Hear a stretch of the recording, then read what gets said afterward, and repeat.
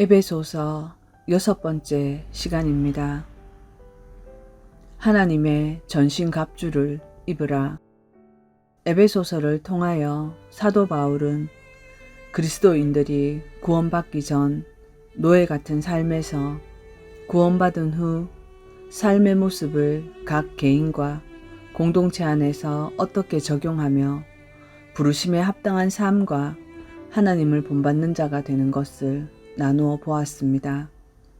오늘은 마지막 방법인 하나님의 전신갑주를 입어라 하시는 말씀을 나누겠습니다. 하나님의 모든 말씀은 중요합니다. 이 전신갑주는 다시 강조하지만 정말 중요하며 전신갑주의 은혜가 얼마나 큰지 이제 알게 될 것입니다. 에베소서 6장 11절에서 17절입니다. 너희가 마귀의 관계들을 능히 대적하며 서기 위해 하나님의 전신갑주를 입어라. 이는 우리의 싸움이 혈과 육에 대한 것이 아니요 통치자들과 권세자들과 이 어두움의 세상 주관자들과 하늘에 있는 악한 영들에 대한 것이기 때문이다. 그러므로 하나님의 전신갑주를 취하여라. 이는 너희가 악한 날에 대적하고 모든 것을 행한 후에 설 수 있게 하기 위한 것이다. 그러므로 너희는 서서 진리로 너희 허리를 동이고 의의 가슴마기를 붙이고 발에는 평화의 복음을 전할 준비로 신을 신고 모든 것에 대하여 믿음의 방패를 가지고 이것으로 악한 자의 모든 불화살들을 능히 소멸시키며 구원의 투구와 성령의 검, 곧 하나님의 말씀을 가져라. 성경은 우리가 전쟁 가운데 있다고 명백히 말하고 있습니다. 그런데 전쟁 중에 있는 내가, 즉 그리스도인들이 누구와 싸우고 있는지, 나의 적이 누구며 적의 무기가 어떤 것인지 모르고 싸우고 있다면 아무리 싸워도 그 사람은 백전백패일 것입니다. 이처럼 그리스도인들이 전술도 모르고 싸우는 상대가 누구인지 모르고 자기 생각대로 싸우기에 예수 그리스도의 깃발을 들고 있는 아군조차도 자신의 생각과 같지 않으면 적군인 것처럼 생각하여 사탄과의 전쟁이 아닌 그리스도의 이름 앞에 하나 되어야 할 형제 자매들과 싸우고 있습니다. 그러다 보니 사탄과의 싸움을 자기 소견대로 싸워 혼자 이겼다고 착각하며 늘 반복되는 죄를 회개하고 다람쥐 쳇바퀴 같은 신앙생활로 어떤 조그마한 문제라도 생기면 근심으로 걱정으로 빠져버리고 그러다 믿음의 회의감이 생겨 썬데이 그리스도인이거나 입으로나 무늬만 신앙인이 되어 자라나는 믿음이 무엇인지 모른 채 제자리 걸음인 교회만 왔다 갔다 하는 신앙인을 자처하게 됩니다. 그렇게 들쑥 날쑥한 믿음을 가지고 이런저런 설교들이 나오게 되면 이리저리 휩쓸리고 요동치게 되는 것입니다. 그러기에 나의 적이 누구인지 정확히 알고 또한 적이 들고 있는 무기가 무엇인지 정확히 알아야 전쟁을 대비하며 그 전쟁을 이길 수 있습니다. 먼저 전신갑주가 무엇인지 보겠습니다. 구원의 투구, 믿음의 방패, 의의 흉배, 진리의 허리띠, 성령의 검, 즉 말씀의 검, 구원의 신발, 이 6가지가 하나님의 전신갑주입니다. 우리는 왜 전신갑주를 입어야 할까요? 왜 입어야 되는지 알아야 전신갑주를 입을 수 있습니다. 만일 우리의 적인 사단이 가지고 있는 무기가 칼과 총이라면 성경에 나와 있는 이 전신갑주는 다 필요 없습니다. 무슨 구원의 투구로 칼을 막아내겠습니까? 총을 쏘는데 믿음의 방패가 무슨 의미가 있습니까? 어떤 사람이 칼로 우리를 찌르려 하는데 거기서 구원의 방패를 외치면 찔리지 않을까요? 찔립니다. 구원의 투구도 구원의 방패도 총칼 앞에 아무 소용이 없습니다. 그러니 우리는 지금 자신이 누구와 전쟁 중이며 내가 어떤 무기를 가지고 있는지 정확하게 알아야 싸움에 승리합니다. 성경은 우리의 적은 공중의 권세 잡은 자 사탄이라고 명확하게 알려주고 있습니다.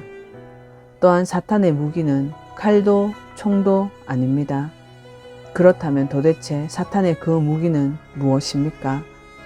사탄의 전략과 공격은 구약의 창세기 때나 신약의 예수님 때나 현재나 지금이나 앞으로 영원히 절대로 변하지 않을 것입니다. 왜냐하면 사탄이 사용하는 그 무기는 창세기 때부터 사용하였으며 실패 없이 매번 성공하였고 쓰러뜨리며 사람에게 가장 큰 약점이 됨을 알고 있습니다. 그러나 오늘 나누는 말씀을 듣고 성경을 읽고 묵상하시고 이후로는 절대로 사탄에게 끌려다니지 마시기 바랍니다. 이제 사탄의 전략과 전술은 어떤 것인지, 우리는 또 얼마나 강력한 무기를 가지고 있는지 찾아가 보겠습니다. 이 말씀이 무엇을 말하는지, 어떤 사건인지 생각해 보시기 바랍니다. 요한계시록 12장 1절에서 5절입니다. 하늘에 큰 이적이 보이니 해를 입은 한 여자가 있는데 그 발 아래에는 달이 있고 그 머리에는 12별의 면류관을 썼더라. 이 여자가 아이를 베어 해산하게 되매 아파서 애써 부르짖더라. 하늘에 또 다른 이적이 보이니 보라, 한 큰 붉은 용이 있어 머리가 7이요 뿔이 10이라. 그 여러 머리에 7 면류관이 있는데 그 꼬리가 하늘의 별 3분의 1을 끌어다가 땅에 던지더라. 용이 해산하려는 여자 앞에서 그가 해산하면 그 아이를 삼키고자 하더니 여자가 아들을 낳으니 이는 장차 철창으로 만국을 다스릴 남자라. 그 아이를 하나님 앞과 그 보좌 앞으로 올려가더라. 이 내용은 어떤 사건을 말하는 것입니다. 바로 예수 그리스도의 탄생에 대한 사건입니다. 예수님의 탄생 이야기는 마태복음과 누가복음에서 실제 사람 이름으로 역사적으로 기록되어 있습니다. 그 예수님 탄생 이야기를 요한계시록 12장은 묵시문학적으로 상징적으로 기록한 것입니다. 이 말씀을 왜 하느냐? 우리는 사탄에 대해 너무 모르기 때문입니다. 이 부분이 이해되어야 나의 적이 누구며 어떤 방식으로 싸워야 하는지, 적의 무기와 전략과 전술을 알아 우리도 제대로 싸울 준비를 할 수 있기 때문입니다. 이런 말이 있습니다. 적을 알고 나를 알면 백전백승이다. 이제 하나씩 풀어보겠습니다.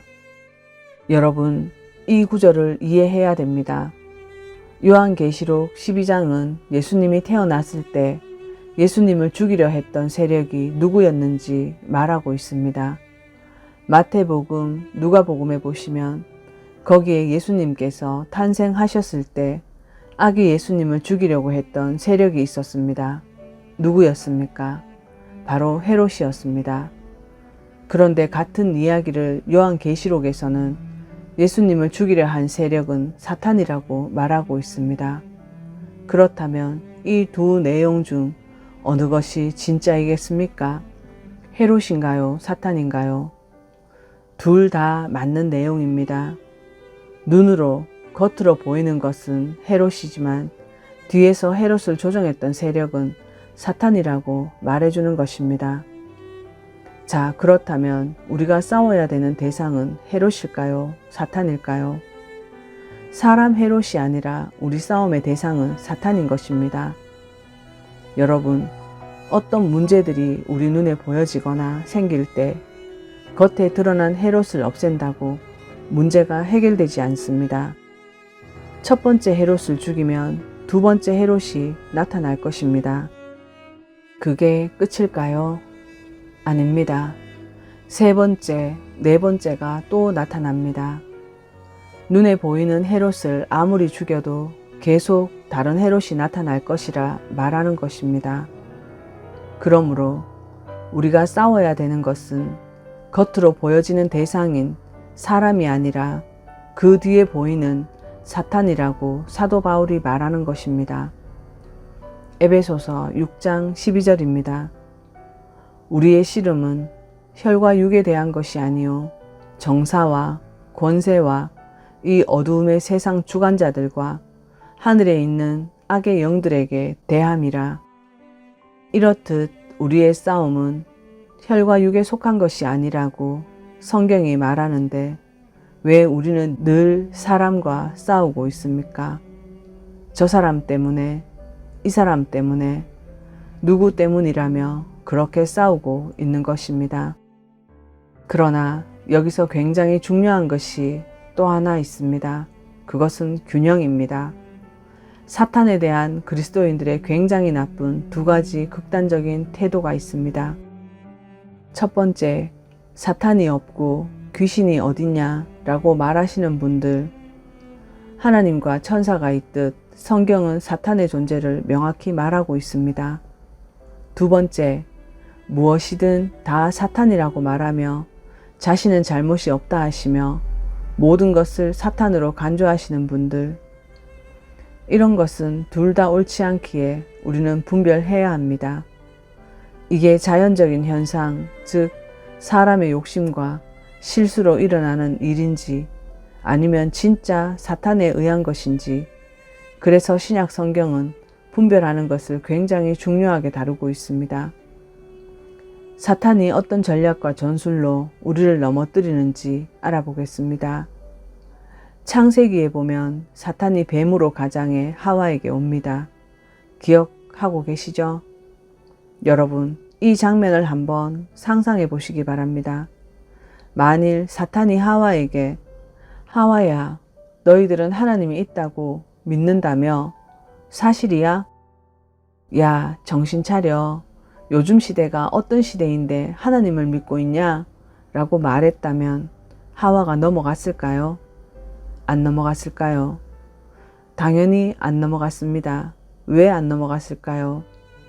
왜냐하면 아담과 하와는 에덴 동산에서 하나님을 직접 만났으며 동산도 함께 거닐며 대화도 나누었으니까요. 우리가 믿음을 가졌다고 말하면서 잘못 생각하는 것 중 하나는 사탄이 하나님을 부인하게 한다고 생각합니다. 아닙니다. 잘못 알고 있는 것입니다. 성경 말씀을 대강 읽지 마시고 천천히 잘 읽어보시면 사탄의 전략이 아담과 하와에게 하나님을 부인하게 하는 것이 아니라는 것을 알 수 있습니다. 이 내용은 성경을 읽으며 이러지 않았을까 하며 사탄과 하와 사이에 오간 대화 내용을 좀 이해하기 쉽게 만든 것이니 양해하시고 들으시면 좋겠습니다. 뱀이 말합니다. 하와야, 너희는 좋겠다. 하나님이 너희를 너무 사랑하셔서 아름다운 에덴 동산을 만드시고 동물과 식물들에게 이름도 지어 부르게 하시고 동산의 모든 것을 다 주셨다며. 하와입니다. 응, 맞아. 하나님은 우리를 너무너무 사랑하셔서 우리에게 다 주시며 관리하고 다스리라고 하셨어. 뱀이 말합니다. 좋겠다. 부럽다. 하나님께서 너희를 정말 많이 사랑하시나 봐. 너무 부럽다. 그런데 하와야, 너 저기 바나나 먹어봤어? 저기 사과는 맛있지? 어떤 맛이야? 저기 망고는 맛이 어때? 저기 포도는 맛있어? 너 여기 있는 거 다 먹어봤어? 하와입니다. 그럼 다 먹어봤지. 하나님이 우리에게 주신 모든 것을 다 먹었어. 정말 맛있어. 사단인 뱀이 말합니다. 하나님께서는 정말 너희들을 많이 사랑하시나 봐. 부럽다. 그런데 하와야, 저 에덴 동산 중앙에 있는 저 선악을 알게 하는 나무 열매 있잖아. 저건 어떤 맛이나? 하와입니다. 뱀아, 에덴 동산의 모든 것을 다 내 마음대로 먹을 수 있지만 하나님께서 저 동산 중앙에 있는 선악과는 먹지도 말고 만지지도 말라고 말씀하셨어. 우리가 죽을지도 모른다고 염려하셨어. 뱀이 말합니다. 무슨 소리야? 죽다니? 죽는 게 뭐야? 하와가 말합니다. 죽는 게 뭔지는 모르지만 그냥 하나님께서 먹지 말라고 하셔서 안 먹어. 저 선악의 나무 열매는 관심이 없어. 사단인 뱀이 말합니다. 아니 하와야, 죽는 게 뭔지도 모르면서 말하는 거야? 야, 안 죽어. 이 에덴 동산에서 죽었다는 얘기 들어본 적 있어? 없잖아. 그런데 뭐가 죽어? 안 죽어. 너희가 선악과 열매를 먹으면 눈이 열려 하나님처럼 선악을 알고 에덴 동산도 더 잘 다스릴 수 있을 거야. 하와가 말합니다. 그게 무슨 말이야? 하나님과 같아진다니? 사단인 뱀이 말합니다. 응, 맞아. 저 선악을 알게 하는 열매를 먹으면 하나님처럼 돼. 하나님이 말씀 안 하셨어? 나도 알고 있는데 이상하네. 사랑하는 너희들한테 왜 말씀해 주지 않으셨을까? 이상하네. 사랑하신다면서 왜 그러셨을까? 정말 이상하네. 여기까지 이해를 돕기 위해 이렇게 해보았습니다. 그렇다면 여러분 생각해 보십시오.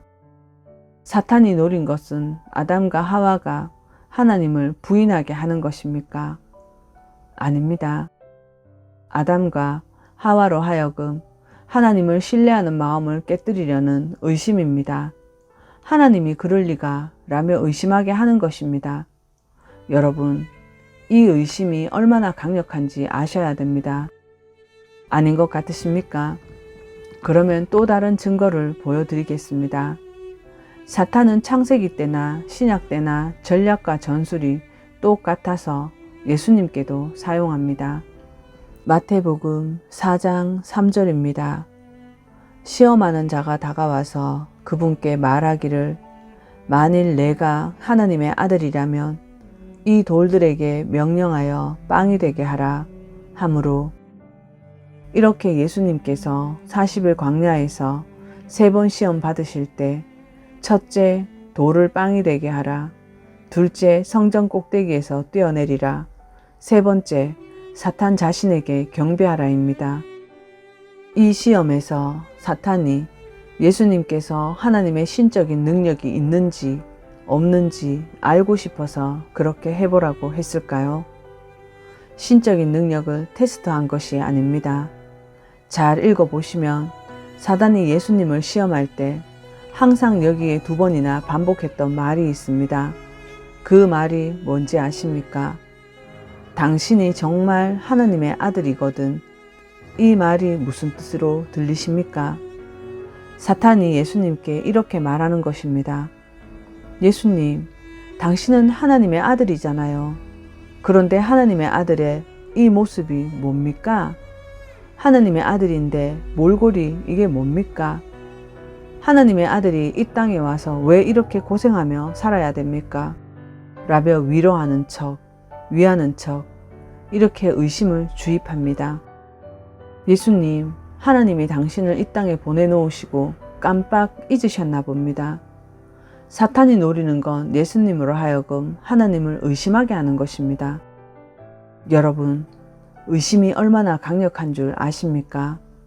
사탄이 창세기 때나 예수님 때나 오늘날이나 앞으로 영원히 쓰는 것은 의심하게 하고 비교하게 하는 동일한 방법으로 우리에게 똑같이 되물어 옵니다. 너 하나님의 백성이라며 열심히 기도했잖아.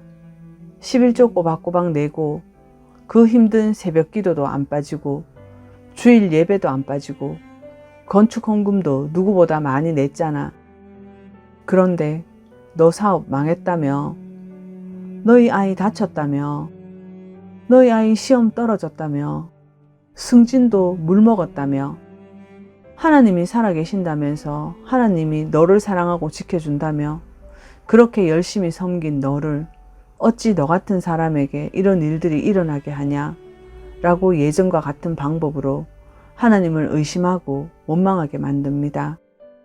이 의심이라는 무기로 공격당하면 아무리 30년, 40년 오랜 신앙생활을 했을지라도 모태신앙일지라도 의심이 마음에 들어오면 그 모든 것은 한 번에 깨지고 무너집니다. 사탄은 그것을 너무도 잘 알기에 사람에게 의심 한 점만 넣어주면 넝쿨처럼 올라붙어 온 건물을 휘감듯이 미로처럼 거대한 거미줄처럼 의심의 함정을 곳곳에 설치하며 그것이 하나님과 사람의 관계를 깨뜨린다는 것을 사람은 모르지만 사탄은 잘 알고 있습니다. 그래서 사도 바울은 의심을 깨는 가장 강력한 무기가 믿음이라 말하는 것입니다. 그러니까 여러분, 우리가 지금 누구와 싸우는지 알고 왜 구원의 투구가 필요한지, 왜 믿음의 방패가 필요하고 의의 흉배가 필요한지 준비해야 할 것입니다. 여러분, 사탄이 우리를 얼마나 정죄하는지 아시죠? 내가 그렇게 해놓고서도 그리스도인이라고, 네가 하나님의 자녀라면서 하나님이 싫어하는 짓을 몰래 했잖아. 그러고도 네가 성도라고 노래 부르고 웃기시네. 너 성도 맞아? 라며 정죄할 것입니다. 그걸 막아내는 것이 의의 흉배인 것입니다.